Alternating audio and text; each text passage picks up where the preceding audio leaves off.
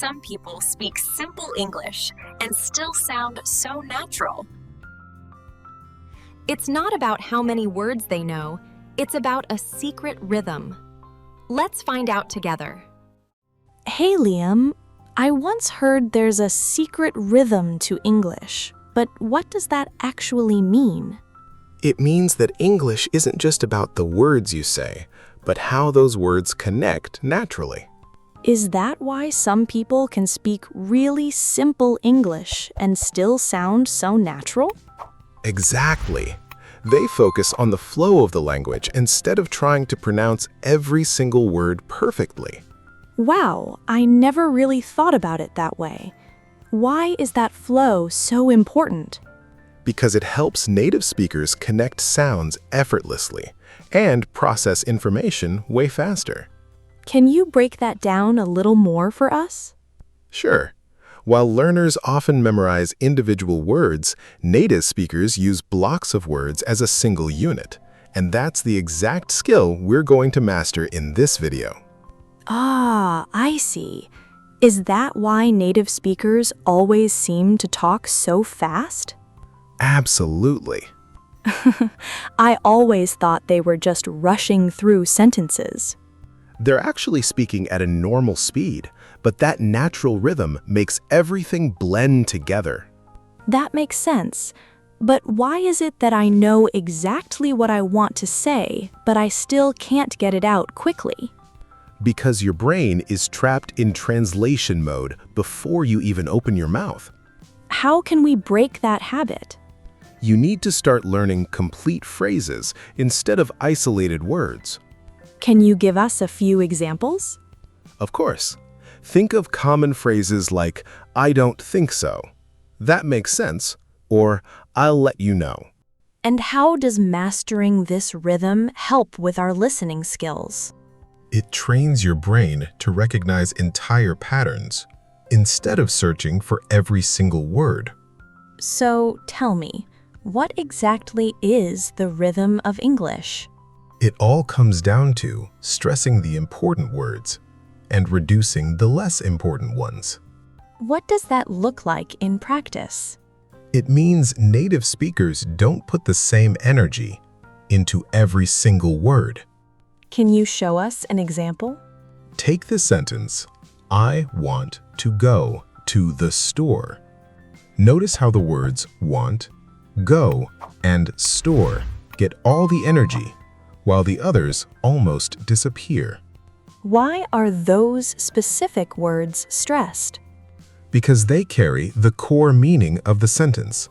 They're the words you actually need to understand the message. And what happens to all the other words? They get squeezed. They become shorter, softer, and much faster. How can I start practicing that right now? Try saying, "I want to go to the store," but only push your voice on the capitalized words. Wow, just doing that already sounds way more natural. That's because you're finally tapping into the real pulse of the language. Are there any other secrets to this rhythm that native speakers use? Absolutely. Another huge one is a concept called linking. Moving words together? What exactly is linking? It's when the end of one word blends smoothly right into the beginning of the next. Can you give us a clear example of that? Instead of saying pick it up as three separate words, a native speaker will run them together. Pick it up. Interesting. So they basically turn three words into one single sound? Sure, and that's a major reason why native speech sounds so fast, when it really isn't. How can our viewers practice linking at home? Take short phrases and train yourself to repeat them as a single unit, without pausing between words. Which phrases are the best ones to start with? Try everyday combinations, like pick it up, turn it off, or take it out. Why are those specific ones so useful? Because you'll hear and use them constantly in daily conversations. Is the rhythm of English just about linking, or is there more to it?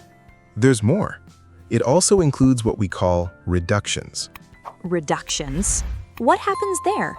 Reductions happen when native speakers completely shorten or drop certain sounds in casual conversation. Can you give me a classic example? Think about how want to almost always turns into wanna when people talk. Really? Yep. Just like going to quickly becomes gonna. Why do native speakers do that? Is it just laziness? Not at all. It actually makes speaking much more fluid and efficient for the brain. Should English learners start using these reductions too? Recognizing them is a must for your listening skills. Using them is up to you, but it definitely helps you sound less robotic. What's a simple reduction we can all practice today? Start with this one. Try saying out loud, I want to learn English. That actually sounds way easier than trying to pronounce every single word separately. Exactly. Because following the rhythm actually reduces unnecessary effort for your mouth and your brain.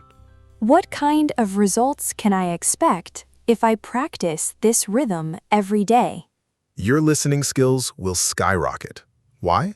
Because your brain starts predicting common speech patterns instead of fighting to catch every syllable. How much time do I actually need to dedicate to this? Honestly, just 5 minutes of focused attention a day can create noticeable progress. 5 minutes? That sounds totally manageable. Absolutely. Anyone can find 5 minutes. So, what should I actually do during those 5 minutes? Pick just one sentence. Listen to a native speaker say it 10 times, and then repeat it 10 times yourself, copying their exact rhythm. Should I be focusing on understanding every single word? Not at all. Forget the grammar for a second, and just focus on mimicking the melody and the flow of the sentence. The melody? Yes, English is highly musical.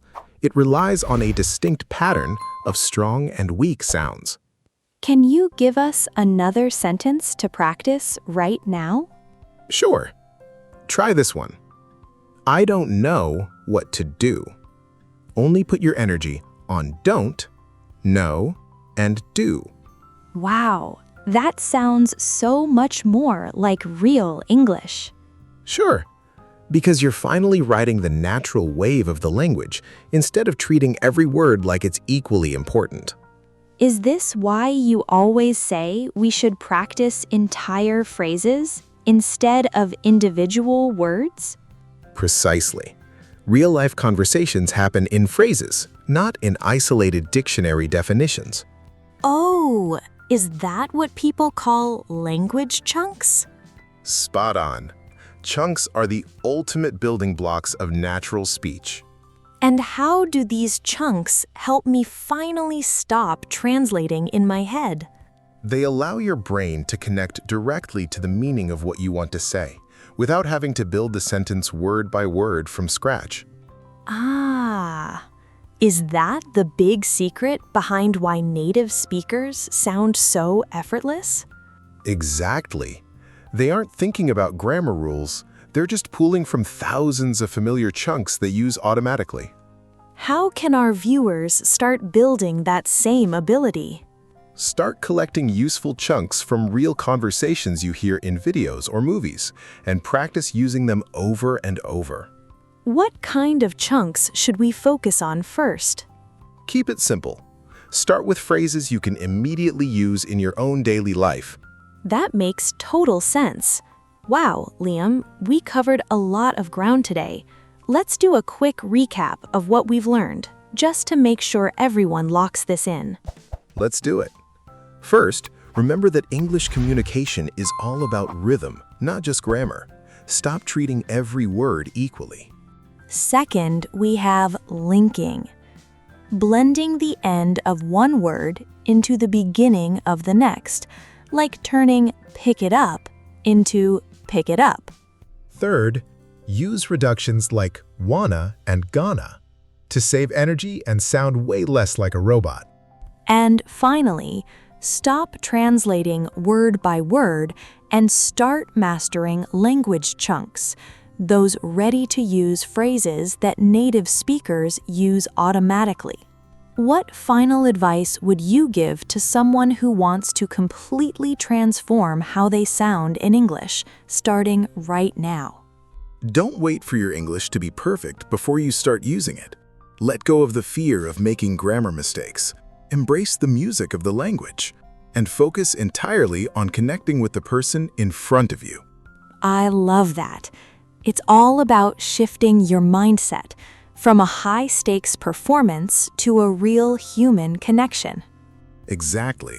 That's where the magic happens. Before we go, we have a quick question for everyone watching. If you could master just one specific English phrase using the perfect rhythm today, which one would it be? Drop your phrase in the comments below, and we might just use it as an example in our next video to show you exactly how to practice it.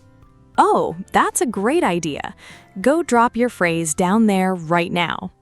And if you want to keep this momentum going and learn how to put all of this into action, you need to watch our next video. 4 simple tips to communicate clearly in English. Yes, we're breaking down the exact habits you need to speak with absolute clarity. Click right here to watch it, and we'll see you there. See you in a second. Bye. Bye-bye.